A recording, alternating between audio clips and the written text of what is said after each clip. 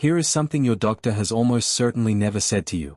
The body odor you cannot get rid of may have nothing to do with hygiene. It may be your immune system, right now, today, quietly destroying the glands that are supposed to protect you from the inside out. No product was ever going to fix that. Because no product addresses that. Millions of women are living with a condition called Sjogren syndrome, undiagnosed, misdiagnosed, or dismissed, that dismantles every moisture-producing gland in the body. Your mouth, your nose, your skin, your gut, your intimate areas. When those glands stop working, the protective bacteria on every surface of your body lose the conditions they need to survive. They disappear. And odor-producing bacteria take everything they leave behind. If you have cancelled plans over this, avoided closeness, dreaded summer, tried everything and fixed nothing, this video is the explanation you have been waiting for. Stay with me. And if that sentence just landed for you, if something in what I've described so far sounds familiar, I've put together a symptom map that shows exactly how this condition progresses, what shows up at each stage, and where the standard tests are most likely to miss it. Type symptom map in the comments right now and I'll send it to you directly.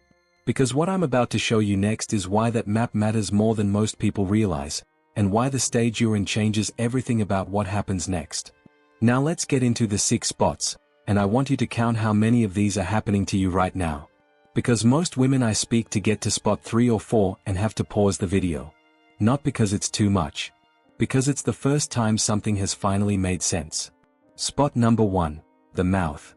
Let's start with the one that most people have already noticed but have never been able to explain. Saliva is not just there to help you chew your food. Saliva is your mouth's full-time security system. It washes bacteria away continuously, every hour, every minute, all day long. It neutralizes the acid that bacteria produce. It carries proteins and enzymes that actively fight microbial overgrowth. It creates a flowing, self-cleaning environment where harmful microbes simply cannot gain the foothold they need to thrive. Sjogren syndrome attacks the salivary glands directly. Not incidentally. Not as a side effect of something else. Directly. It sends immune cells in to destroy the glandular tissue, slowly, quietly, over months or years, until those glands can no longer produce enough saliva to keep pace with the bacterial populations trying to establish themselves in your mouth. And here is the key thing to understand. Bacteria do not just visit a low saliva environment. They colonize it. They build biofilm. They establish permanent communities in the crevices, on the tongue surface, along the gum line, in the back of the throat. And the byproduct of their metabolic activity is a compound that produces chronic, persistent breath odor that no mint can reach. No mouthwash neutralizes. No tongue scraper eliminates. Because the problem is not on the surface. The problem is in the bacteria that have taken up permanent residence in a mouth that can no longer defend itself. This is why women with Sjogren's often report going to multiple dentists, being told their teeth look fine, being told their gums are okay, and still walking out knowing that the smell is still there. The dentist is looking for tooth decay and gum disease. Nobody is looking at the microbial ecology of a saliva-deficient mouth. Nobody is explaining that the entire defense system has been dismantled by an autoimmune attack on the glands themselves. And the cruel part? The drier your mouth gets, the faster the bacterial colonization accelerates. The worse the Sjogren's becomes, the more complete the breakdown of that defense system. This is not a static problem. It is a progressive one. Spot number 2, the nasal cavity. This one surprises people. Because we do not often think about the inside of our nose as a site that produces moisture. But it does, constantly. The mucous membranes lining your nasal cavity produce a continuous film of moisture that serves multiple purposes simultaneously. It traps airborne particles before they reach your lungs. It maintains the warmth and humidity of the air you breathe. And it creates a stable, moist environment where a community of protective bacteria lives. Bacteria that actively compete against pathogenic strains, keep the nasal microbiome balanced, and maintain a clean, odor-neutral internal nasal environment. When Sjogren's dries out that mucus lining, those protective bacteria begin to lose the conditions they need to survive. The moisture disappears. The stable environment collapses.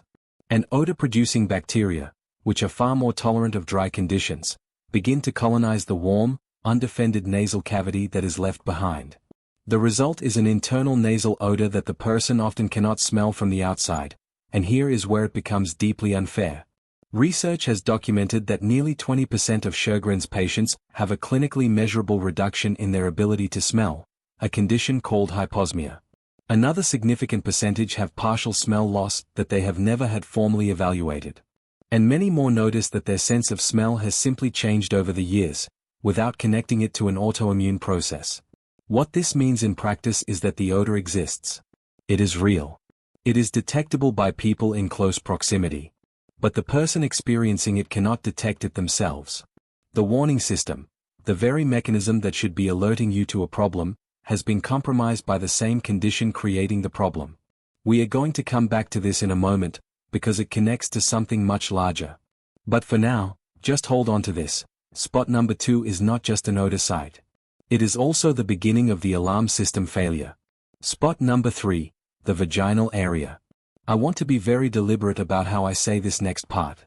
Because a significant number of women watching this have been misdiagnosed, dismissed, treated repeatedly for conditions they do not have, or simply made to feel ashamed about this symptom for years.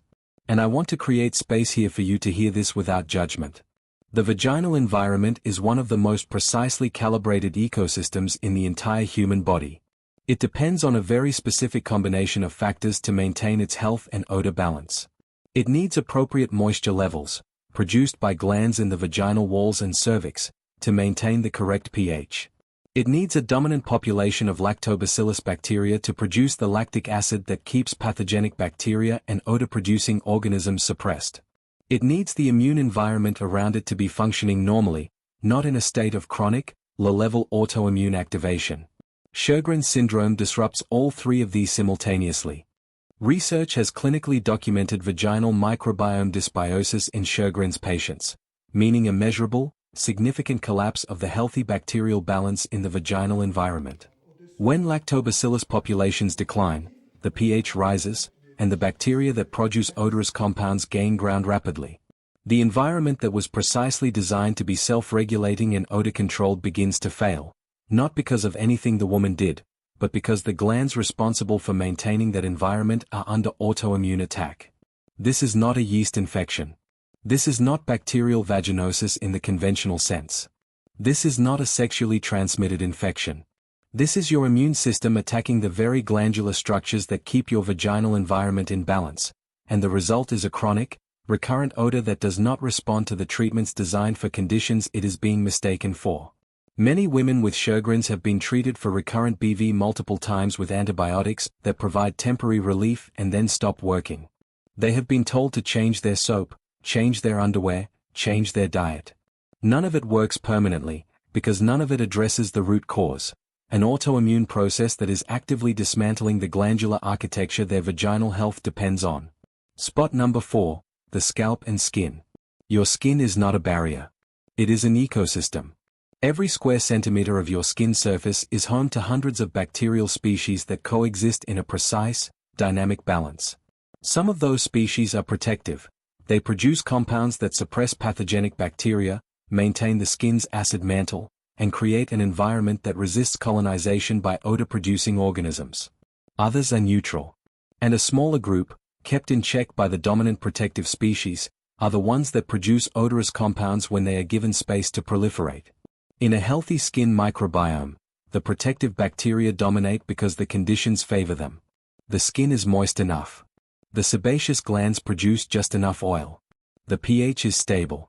And the immune environment is not constantly disrupting the bacterial balance with inflammatory signals. Sjogren's changes every one of those conditions. The autoimmune attack on exocrine glands includes sebaceous and sweat glands in the skin itself. Moisture output decreases.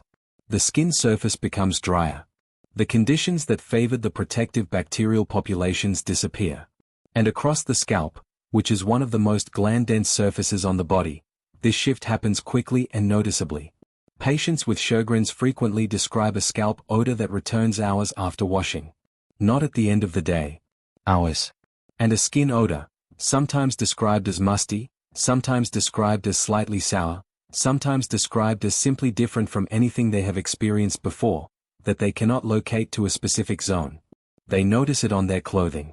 They notice it on their bedsheets. They cannot find the source because the source is diffuse. It is the surface of their skin, across multiple zones, colonized by a bacterial community that has shifted because the conditions that kept it balanced have been destroyed. Spot number 5, the armpits.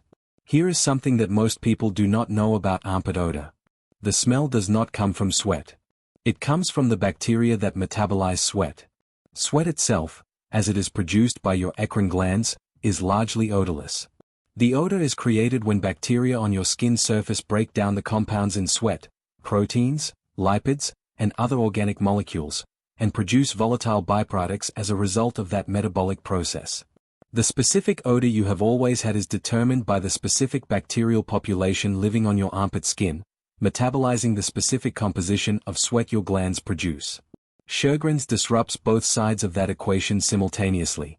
The eccrine glands, the sweat glands, are exocrine glands.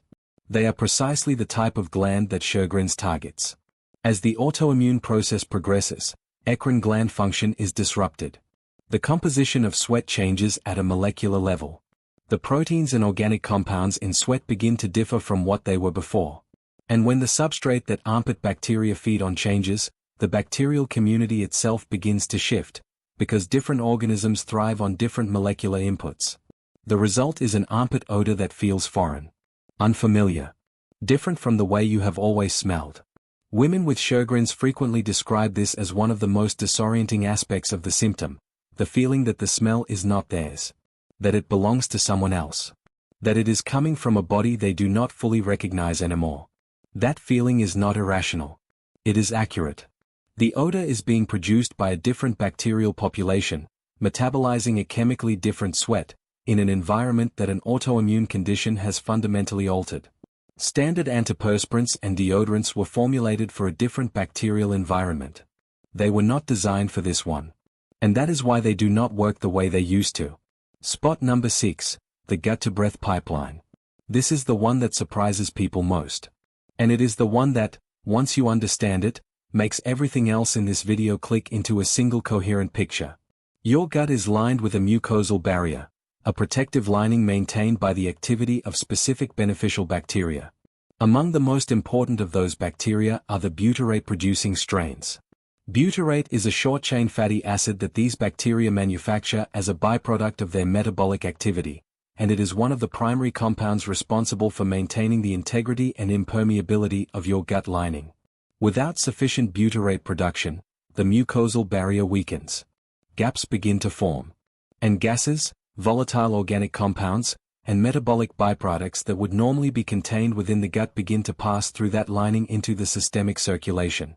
Research shows that Sjogren's patients have significantly reduced populations of butyrate-producing bacteria in their gut microbiome. The dysbiosis, the imbalance, is not limited to the oral cavity or the vaginal environment.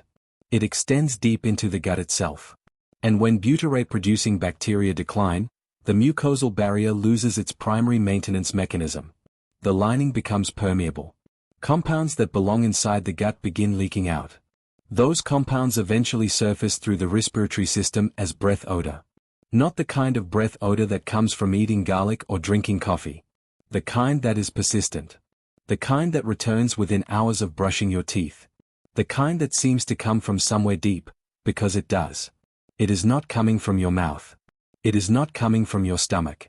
It is coming from a gut whose protective lining has been compromised by a microbiome that Sjogren's has systematically dismantled over months or years. This is also why some women with Sjogren's describe a body odor that seems to come from their breath and their skin at the same time, a systemic quality that no topical solution touches. Because it is systemic. The source is internal. And addressing it requires understanding and addressing the root cause. Now I need to tell you the part that I believe is the most important, and the most difficult, thing in this entire video. Sjogren's does not just cause the odor across all 6 of those sites. It takes away your ability to detect it. The same autoimmune process that destroys your moisture-producing glands does not stop at the glands themselves. It damages the olfactory receptors in your nasal cavity, the receptors that detect scent and transmit that information to your brain. It disrupts the nerve pathways that carry those signals. It causes structural and cellular changes in the tissues responsible for smell that progressively reduce your ability to detect odors, including your own. This is not subjective. This is not anxiety manifesting as a perception problem. This is a clinically documented, neurologically measurable phenomenon. Research has established that smell loss in Sjogren's is connected to peripheral neuropathy, the same nerve damage that causes the numbness, tingling, and sensory changes that many Sjogren's patients experience in their hands and feet. The olfactory system is part of the peripheral nervous system, and Sjogren's attacks it. What this means in practical, human terms is devastating. You have been socially exposed, in work meetings, at family gatherings, on first dates, in close conversations with friends, without any capacity to know it was happening. You could not smell it because the mechanism that would have told you was being dismantled by the same condition creating the problem. You were not missing signals you should have caught. There were no signals to catch. The detector was broken before you ever had a chance to use it. Sjogren's didn't just betray your body. It took away the alarm system too. You couldn't smell it, not because you weren't paying attention, but because this condition quietly switched the detector off. I want you to sit with that for a moment. Every time you wondered why people seemed to react in ways you could not understand. Every time you applied more product and felt confused when it still seemed like something was wrong. Every time you felt ashamed in a room full of people and could not figure out the source. None of that was a failure of your attention, your effort, or your hygiene. It was a failure of a detection system that an autoimmune condition had silently compromised. That is a medical reality. And it deserved to be named years ago. And if that sentence just landed for you, if something in what I've described so far sounds familiar, I've put together a symptom map that shows exactly how this condition progresses, what shows up at each stage, and where the standard tests are most likely to miss it. Type symptom map in the comments right now and I'll send it to you directly. Because what I'm about to show you next is why that map matters more than most people realize, and why the stage you're in changes everything about what happens next. Because understanding the science behind why this happens, and why most doctors miss it, is what separates women who spend another 5 years confused, dismissed, and ashamed, from women who finally get answers. Let me show you what the research actually says. Here is what the research shows, and why this is so much more important than most people in the medical community have been willing to say out loud. Sjogren's syndrome does not attack one system. It does not create one isolated problem that you can treat with one targeted intervention. It attacks the microbiome at every exposed body surface simultaneously. Your oral bacteria, your vaginal bacteria, your gut bacteria, your skin bacteria, your nasal bacteria. Research has documented dysbiosis, a dangerous, measurable collapse of healthy bacterial diversity, across all of these sites in Sjogren's patients at the same time. And it gets worse than that. The severity of that microbial collapse is directly correlated with disease progression. The further Sjogren's advances, the fewer protective bacterial species survive. The more ground the odor-producing species gain. The more complete the breakdown becomes, across all 6 of those sites, simultaneously. This is not a condition where one system fails and others compensate. This is a condition where the failure cascades outward, system by system, surface by surface, until the entire microbial architecture of the body has been restructured by a process the immune system is driving and cannot stop on its own. The smell loss is not a peripheral symptom. It is not a minor inconvenience that deserves a footnote in a diagnosis conversation. It is a neurological consequence of the same autoimmune process, documented in clinical research as involving peripheral neuropathy, receptor atrophy, structural damage to the exocrine glands that support olfactory function, and progressive changes in the nerve pathways responsible for processing smell signals. These findings are measurable. They are reproducible. They are real. And they are almost never mentioned by the doctors delivering a Sjogren's diagnosis. Now here is the part that every woman watching this needs to understand clearly. The standard diagnostic tests for Sjogren's, the SSA and SSB antibody blood tests, miss a significant number of cases. Women with Sjogren's who test seronegative, meaning negative on those antibody panels, are regularly sent home and told they do not have the condition. Meanwhile, the autoimmune attack on their glands continues. The microbiome continues to collapse. The odor continues. The smell loss continues. And they go on being told it is probably stress, or diet, or hygiene. Lip biopsy, the examination of minor salivary gland tissue under a microscope, is considered the gold standard diagnostic tool for seronegative Sjogren's. It requires a referral to a specialist who knows to look for it. And it is profoundly underutilized.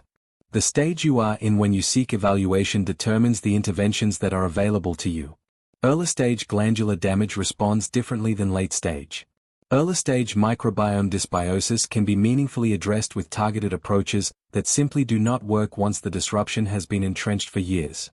The window of best response exists. And it is only accessible to women who know to look for it, and know what to ask for.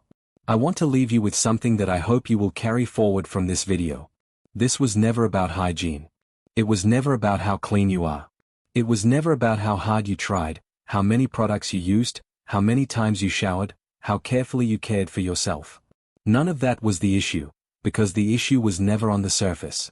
It was deep inside a system that most doctors are not trained to recognize, producing consequences that most medical conversations do not connect to the root cause.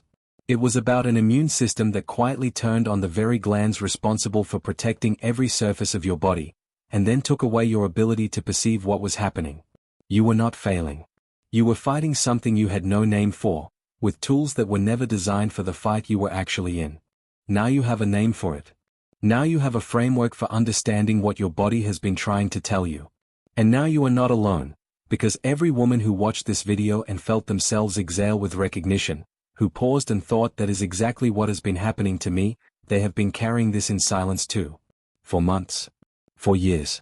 In some cases, for decades. Share this video with someone who needs to hear it.